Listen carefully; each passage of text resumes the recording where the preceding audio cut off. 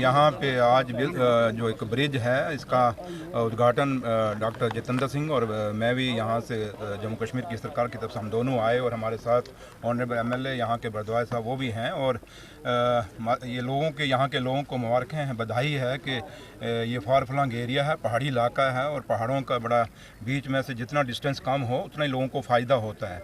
और उम्मीद करते हैं इस पुल का फ़ायदा लोग लेंगे, हमारे नौजवान बच्चे भी लेंगे एजुकेशन के लिए भी, और लोगों का और भी जहाँ कभी कोई इलाज के लिए जाना पड़ता है तो उनको रास्ता काफ़ी कम हुआ है, शार्ट हुआ है और उनको फ़ायदा होगा।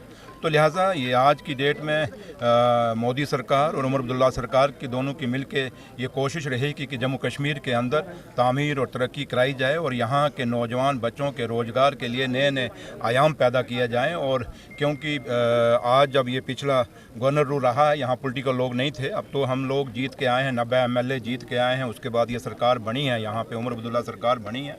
और हर एमएलए की यही कोशिश है, या किसी भी पार्टी से है, किसी भी तंजीम से है, उसकी यही कोशिश है कि जम्मू कश्मीर के लोगों को इस सरकार का फ़ायदा हो और उनके जो चुन के आए हैं उनके चुनने से लोगों को फ़ायदा हो। तो लिहाजा आज का सिर्फ इतना ही है कि मैं डॉक्टर साहब को, क्योंकि डॉक्टर साहब यहाँ के मेंबर पार्लियामेंट में, मैं उनको मुबारकबाद दूंगा कि उन्होंने ये ब्रिज यहाँ पे लाया। और मैं अपने डिपार्टमेंट, क्योंकि मैं डिप्टी चीफ मिनिस्टर होने के साथ साथ ही उमर अब्दुल्ला सरकार के साहब के उनके आशीर्वाद से, और मैं अपने डिपार्टमेंट का भी शुक्रिया अदा करूँगा कि उन्होंने जल्दी ये पुल बनाया है। और उम्मीद रखूँगा कि ये पुल में क्वालिटी से कहीं कंप्रोमाइज़ नहीं हुआ होगा और आइंदा भी जो प्रोजेक्ट इस इलाके में चलेंगे उसके साथ कोई भी क्वालिटी से कंप्रोमाइज़ नहीं होगा। अगर कोई ठेकेदार या कोई ऑफिसर क्वालिटी से कंप्रोमाइज़ करने की कोशिश करेगा तो ये सरकार बर्दाश्त नहीं करेगी। सब यहाँ के निवासी, और आप जैसा आपने कहा, ये इस पुल की मांग काफ़ी वर्षों से चली आ रही थी, बल्कि सन 2014 से पहले भी हमारी तरफ से बार बार ये मांग रखी गई, लेकिन तब की सरकारों ने इसको कोई बहुत ज़्यादा तवज्जो ना दी,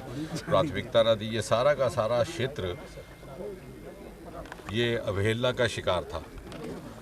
2014 के बाद ये सारा सड़कों का जाल बिछा है। आपको याद होगा कि मानसर की सड़क भी किस हालत में थी उस ज़माने में।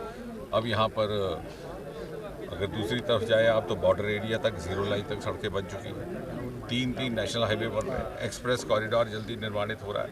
मानसर झील को हमने स्वदेश स्कीम के अंतर्गत as a tourist spot develop करने का भी काम लिया, और दूसरी तरफ मानतलाई एक state of art world class wellness centre के रूप में तैयार हो रहा है। जहाँ तक इस पुल का ताल्लुक है, सन 2018 में इसको लेकर के प्रस्ताव चलाया गया था, फिर उसके बाद चुनाव आ गया, फिर चुनाव के बाद 2-3 साल कोविड आ गया, फिर बार बार यहाँ से मांग आती रही। हमारे सारे कार्यकर्ता, यहाँ के हमारे विधायक, हमारे डीडीसी के प्रतिनिधि बार बार इसका मुतालबा करते रहे, लेकिन ये ना हो पाया। कभी किसी तरह से यहाँ की ओर से अड़चन आ जाती, कहीं कोई औपचारिकताओं में उलझ जाता। लेकिन मुझे खुशी है कि आखिरकार लगभग 19.5-20 करोड़ रुपए की लागत केंद्रीय राशि से निर्माणित होने वाला पुल, और बधाई के पात्र हैं हमारे उप मुख्यमंत्री भी सुंदर चौधरी जी भी, के जम्मू कश्मीर प्रदेश सरकार की ओर से भी पूरा सहयोग रहा। और 2-3 महीने के भीतर ही सारी कागजी कार्रवाई मुकम्मल करके आज ये उत्सवमय दिन, पहले नवरात्रे के दिन, एक शुभ मुहूर्त था, इसलिए इसको अंजाम दिया गया। इससे पहले मैं आज सुबह ही उड़ीसा से आया, तो उसके बाद उन मृतकों के घर जाना हुआ जो कल पिछले 2 दिनों में कठुआ में उन्होंने शहादत पाई है।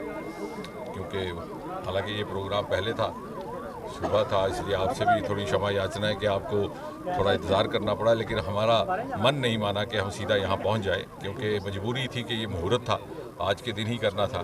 लेकिन उसके बावजूद हमने ये प्रण किया, और मुझे खुशी है कि हम उसको निभा पाए। उन दोनों परिवारजनों से मिलना हुआ, और उप मुख्यमंत्री जी को भी इंतज़ार करवाया, आपको भी इंतज़ार कराया, इसके लिए क्षमा। लेकिन आने वाले समय में जो बॉटल नेक यहाँ पे बनता था वो नहीं रहेगा। इससे सुविधा मीडिया के मित्रों को भी रहेगी, आवाजाही के लिए स्कूल के बच्चों को भी और सरकारी कर्मियों को।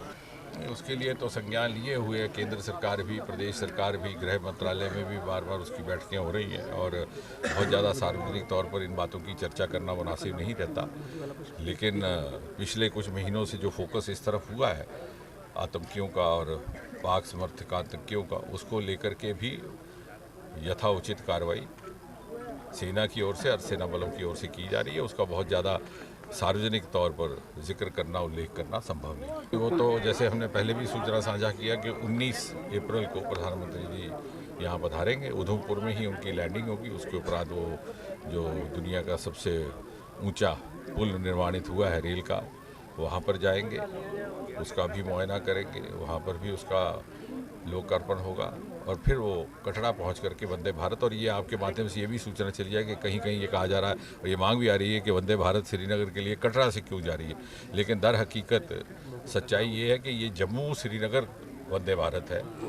फिलहाल कुछ महीनों के लिए इसे कटरा से इसलिए रवाना किया जा रहा है कि जम्मू का रेलवे स्टेशन अंडर रेनोवेशन है। जैसे आपने देखा बहुत सारी चलती हुई रेलगाड़ियाँ भी रोक ली गई हैं, तो जब वो काम मुकम्मल हो जाएगा लगभग अगस्त माह तक, तो ये रेलगाड़ी नियमित तौर पर जम्मू से ही चला करेगी। और ये एक और सौगात, आपको याद होगा कि कटरा का रेलवे स्टेशन भी मोदी जी ने ही हमें 2014 में प्रधानमंत्री बनने के तुरंत बाद दिया था। हालांकि जम्मू में रेलगाड़ी 1972 पहुंची थी, लेकिन 50 साल हमें इंतज़ार करना पड़ा मोदी जी के आने का, और उसके बाद हमें ये सौगात मिल रही है। और मेरे ख्याल से ये एक केवल देश भर में नहीं, दुनिया भर में एक बहुत बड़ी एक घटना, बहुत बड़ा एक उत्सवमय दिन रहेगा कि कश्मीर घाटी को बाकी दुनिया के साथ रेल के माध्यम से जोड़ दिया